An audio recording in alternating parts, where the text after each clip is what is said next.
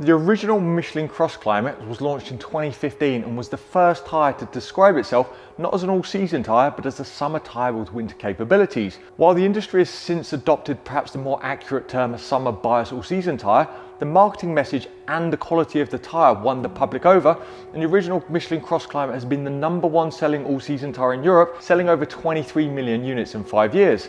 Finally, we're getting the launch of the Michelin CrossClimate 2, which looks to build on the original tyre's dry and wet performance while taking a significant step forward in snow and rolling resistance. Can the CrossClimate 2 live up to the hype? To find out, I'm going to drive two identical VW Golf 8s up to the Scottish Highlands in order to find some snow, with one of the cars fitted with the outgoing CrossClimate Plus and the other one fitted with the CrossClimate 2.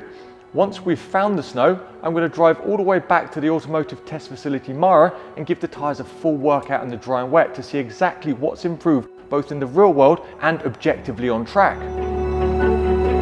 The 3-day, 15-hour, 1,000-mile round trip will allow me to benchmark the new CrossClimate 2 against the previous CrossClimate Plus in all conditions, on all types of road, at various temperatures, all with the ultimate goal of experiencing the new CrossClimate 2 on real snow in the stunning ski resorts of Scotland. That is not ideal.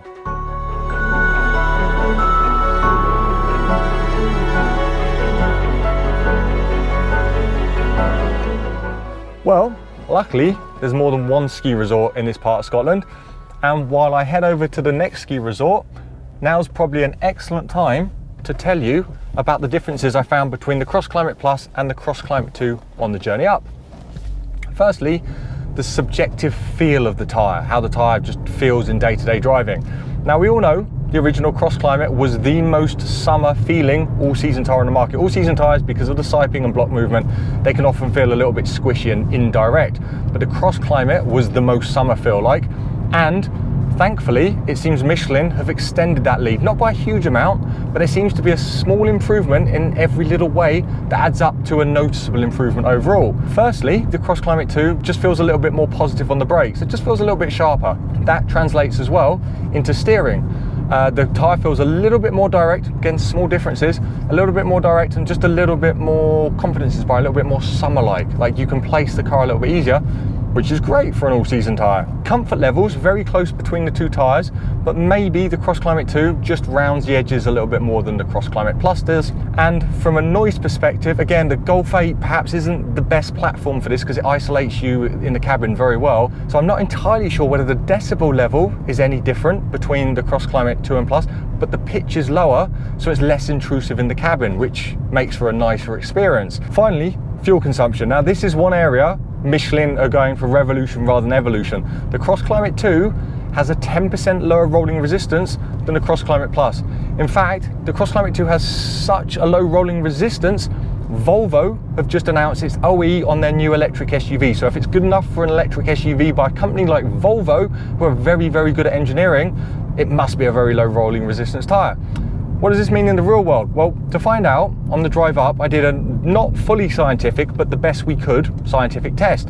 We had the two cars in convoy. We found a stretch of the M6, about 180 miles, and we set the adaptive cruise control at the speed limit, and we just took turns leading, so there was no slipstream advantage. The CrossClimate 2 car was consistently 1 to 1.5 mpg ahead of the CrossClimate Plus car, and that is doubly impressive when you consider the CrossClimate 2 car was 2 up. So the CrossClimate 2 car was about 65-70 kilos heavier than the CrossClimate Plus car, and that really does have an effect on the hill. So that's a big improvement. In fact, doing quick mental arithmetic, I think you could probably save the cost of one of the tyres over the life of the tyre. That means you're already saving 25% over the CrossClimate Plus just with fuel savings alone. That's mighty impressive. Speaking of the life of the tyre, sadly, we're not doing enough miles to get any actually good wear data. It's just 1,000 miles isn't enough to even dent these tyres. But Michelin are usually one of the tyre companies at the forefront of wear, so I'm not concerned about that. And Michelin are definitely one of the tyre companies that push the total life performance. That means they work really hard to make sure their tyres work at the legal tread depth of 1.6 mil as best as they possibly can. They don't just drop off a cliff when they get to like 3 or 4 mil like other tyres can do. So I'm not worried about that. Now I've said all that, I'm about 20 minutes away from the other ski resort where hopefully we'll find some snow. So I will pick you up there.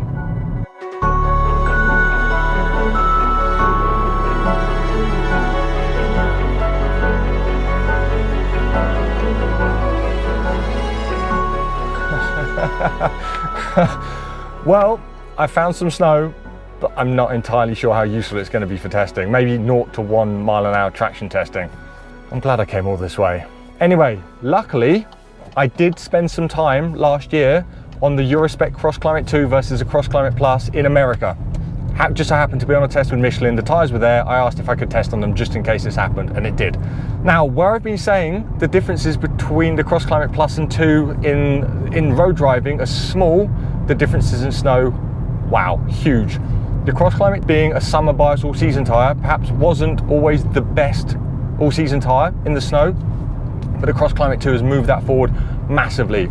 Over a 90-second lap, I was 2 seconds quicker, which is a huge step forward. And it wasn't just like a little bit more grip everywhere, it was that, but also subjectively you felt way more confident, especially in cornering, which is perhaps where the original CrossClimate lost out to some of its rivals. So huge step forward. The official braking figures for the Michelin CrossClimate 2 versus the CrossClimate Plus are 5% better than the CrossClimate Plus when new, and a massive 12% when buffed down to 2mm, so when worn. So that's a huge step forward. So in the snow, in a test environment, the differences are huge. I haven't got to test them in the real world here, but again, luckily, I just so happened to fit a set of the US spec CrossClimate 2s to a car I used in Salt Lake.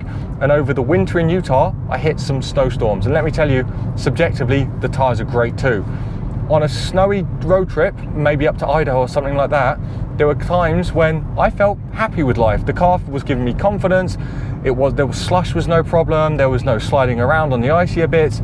The car was just stable, and we were literally counting the number of like trucks and SUVs and ditches that had slid off and had real problems. So in the real world, I've tested the CrossClimate 2 as well as on the test environment, and they're really, really great. So while the differences on this road trip I found have perhaps been like an evolution of the CrossClimate, which was already an excellent tyre, in the snow it feels more like a revolution. It's a big step forward. So fair play to Michelin.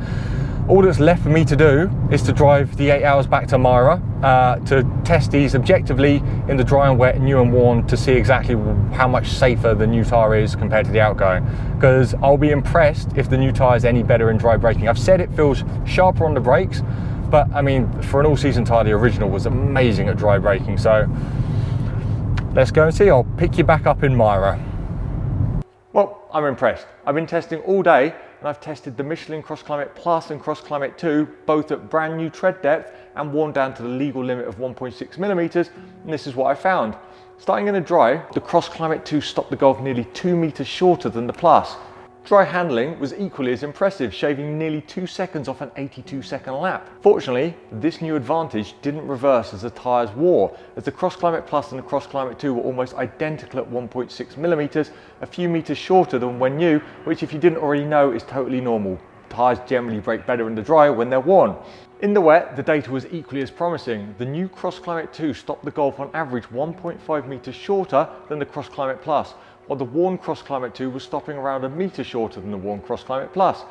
Wet handling was the only test where there's almost nothing between the two tyres, new or worn, but the data from Michelin says a significant improvement in curved aquaplaning performance. All in all, with small improvements in noise and comfort levels, and big improvements in dry and wet braking, curved aquaplaning, snow performance, and a huge rolling resistance improvement, the CrossClimate 2 is certainly a worthy improvement of the CrossClimate Plus. Yes, I will have the new CrossClimate 2 in the Tyre Reviews 2021 all-season tyre test, which should be out early September, so subscribe for that if you're excited to see where the CrossClimate 2 sits amongst the very best of its newest rivals. Any questions or comments, as always, please do ask below. Let me know if you plan on fitting this tyre for the coming season, and as always, safe motoring.